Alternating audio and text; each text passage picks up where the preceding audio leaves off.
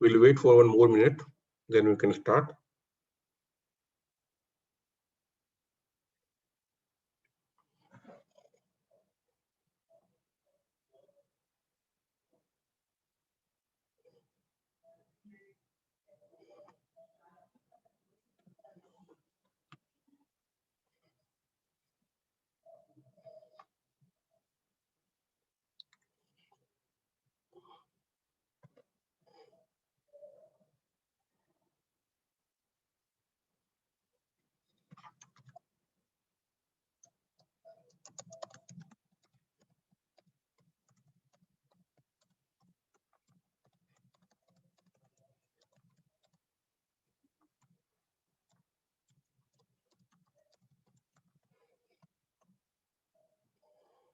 Can anyone confirm that he's able to hear my voice and he can see the screen I'm sharing? It's in the chat box.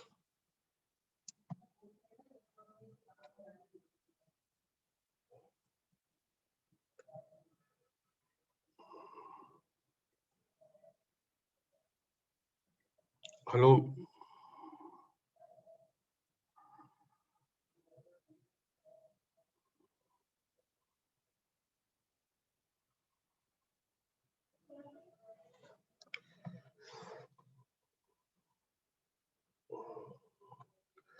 Good afternoon. Today we'll discuss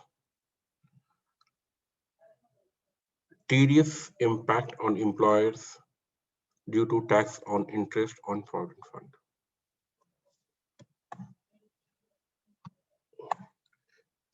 Before we start the session, we'd like everyone to subscribe to our YouTube channel Tax Acharya to get all videos on the latest tax updates, and to get the link of the YouTube, you can WhatsApp me message at 90089448082. In the same number, you can message me for any of your queries. Kindly note down the rules of the webinar. Please switch off your video and mute the audio. The duration of the webinar will be 40 minutes. To get the copy of today's presentation, please send me a WhatsApp message at 90089448082 with your name and email ID. And you can ask your questions at the comment box, and we will answer all your questions at the end of the session.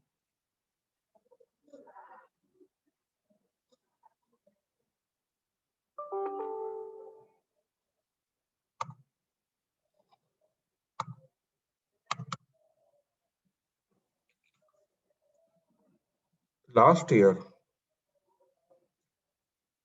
the government had introduced a law whereby any employer contribution exceeding 7.5 lakh towards provident fund, superannuation, and NPS will be taxable. And also the income generated on this additional portion is also taxable.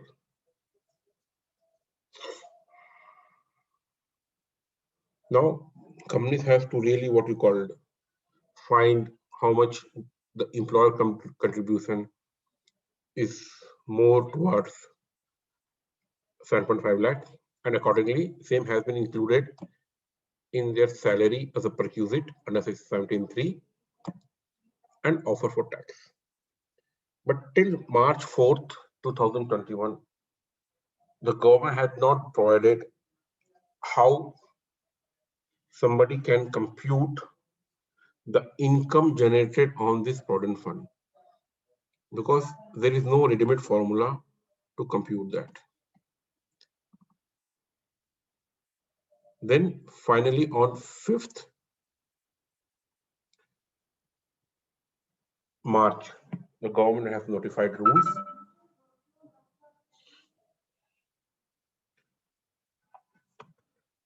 Government has notified rules, and accordingly, people has now to compute the tax on the accelerated income.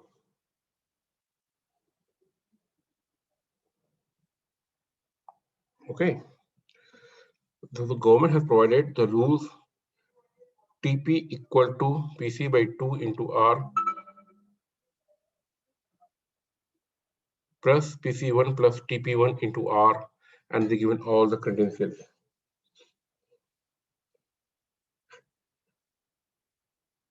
Here we know there's an example whereby we can see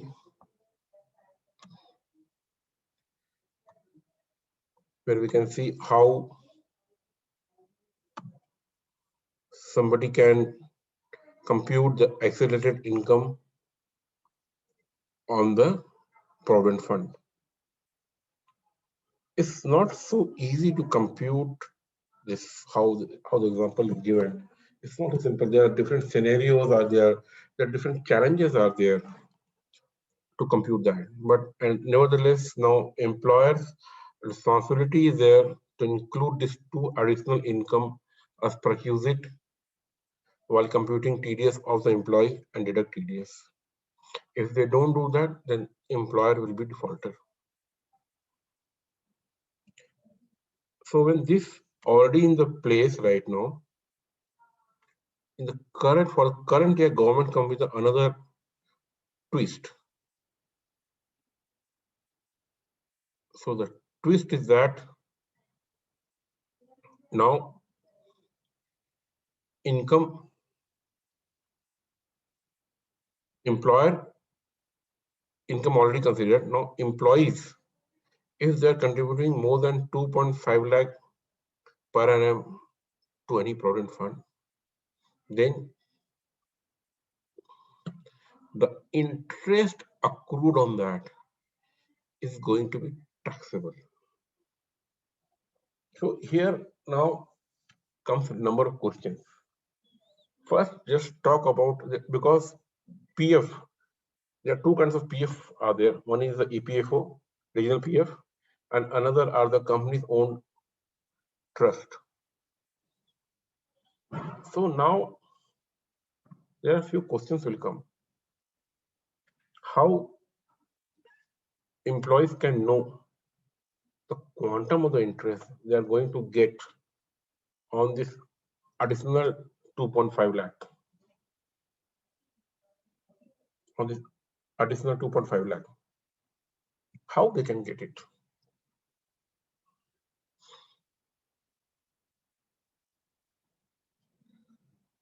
Further, generally employees file their tax return based on Form 16. So if there is no Form 16, what will happen?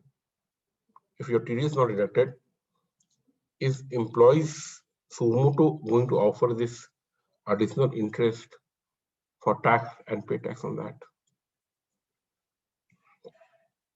With these questions, if I see the red corner, here they had mentioned one thing clear, that TDS to be deducted by the Provident Fund under Section 194A, which is 10%. Fine. So Provident Fund will provide interest on the last day of the year, 31st March every year. On that, now PF himself will compute your accelerated interest over and 2.5 lakh, and then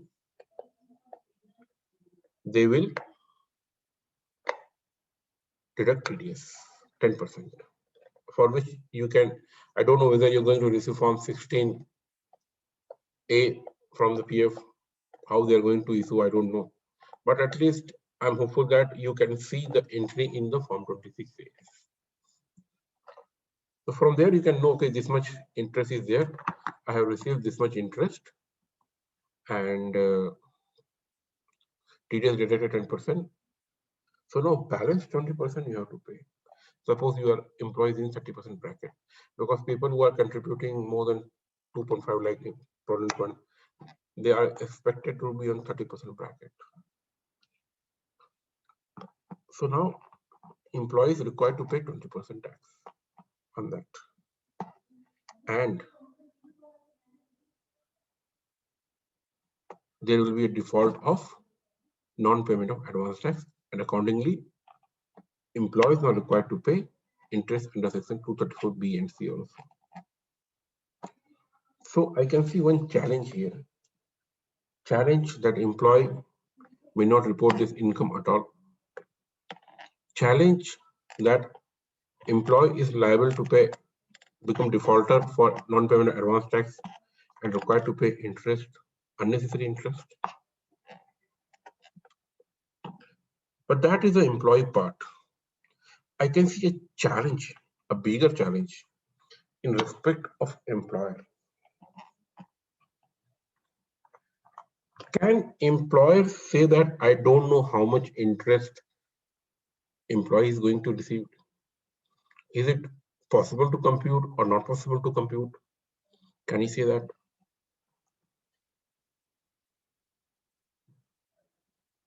Because some information company have that how much employees are contributing. And if they have this information, they can also compute interest. And if they're able to compute the interest of the same, can they include, or is it the responsibility of the company or employer to include this additional interest as income from other source on the disclosure and include 10% TDS and deduct the balance, some 20+% TDS on this? What will happen if they don't do? Employer again may become defaulter for non-reduction TDS, and all penal consequences is required to face. Number one. Number two, if employer don't want to deduct, sorry, then how they will deduct? How? Because number of big companies, they implemented ERP. How the data will flow?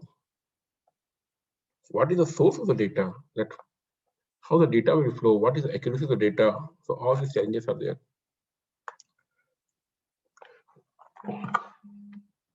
Further,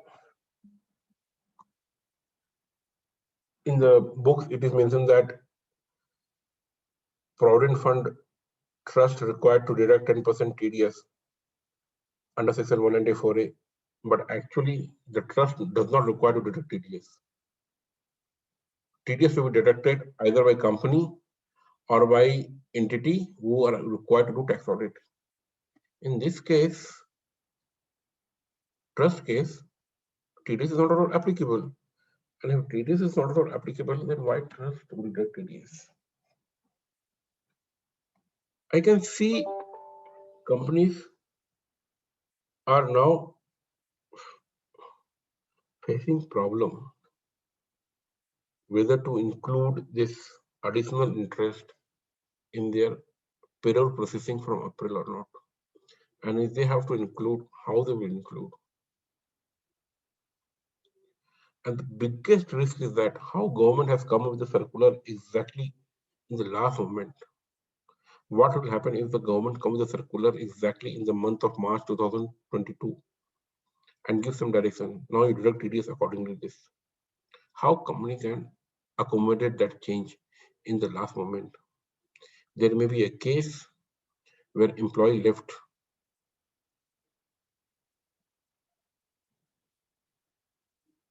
So with this understanding, now companies now required to take a call how they want to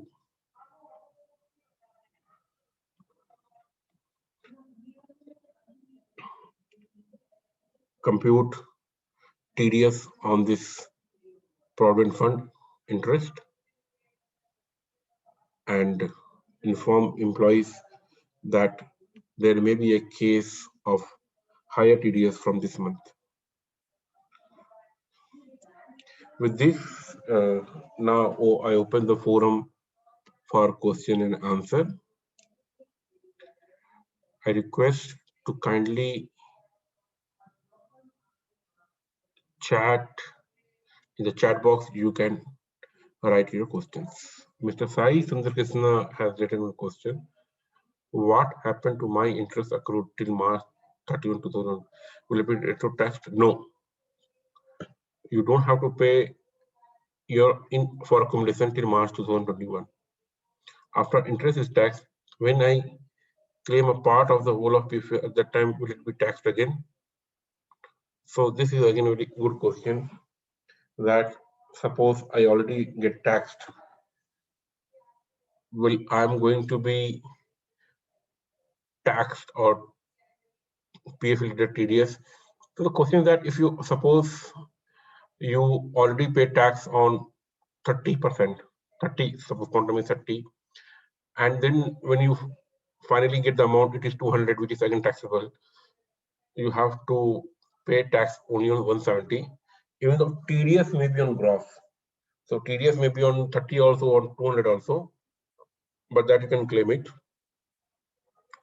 But yes, it's as I mentioned, there are a number of challenges will come to implement this new process on taxation of employers due to TDS on interest on provident fund. Can I know anyone have more questions?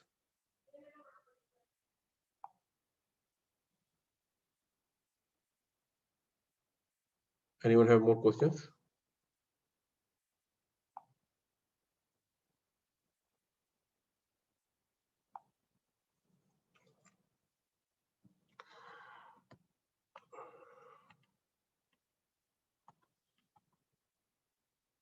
I once again request everyone to subscribe to my channel, and you can come back with any kind of query.